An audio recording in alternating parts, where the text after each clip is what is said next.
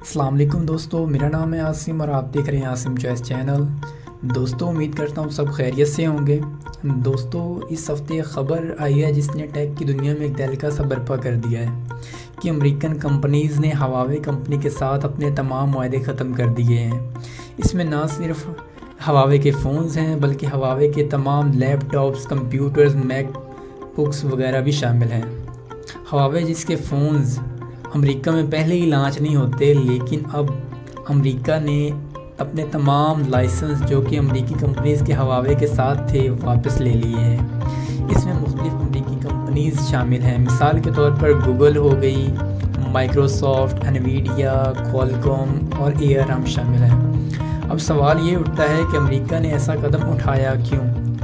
تو جواب بھی سنیے۔ امریکہ کو لگتا ہے کہ ہواوے کیونکہ چائنا کی کمپنی ہے کہ وہ اپنی ڈیوائسز سے امریکہ میں جاسوسی کرتا ہے یا ان پر نظر رکھتا ہے۔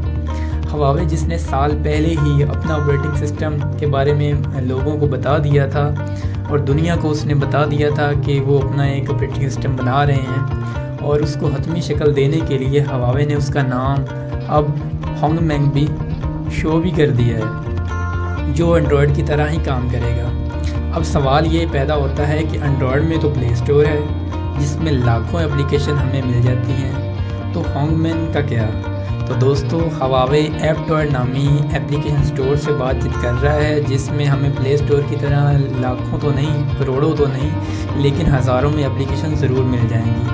ایپ ٹور کے مطابق ان کے پاس 50,000 سے زائد اپلیکیشن موجود ہیں۔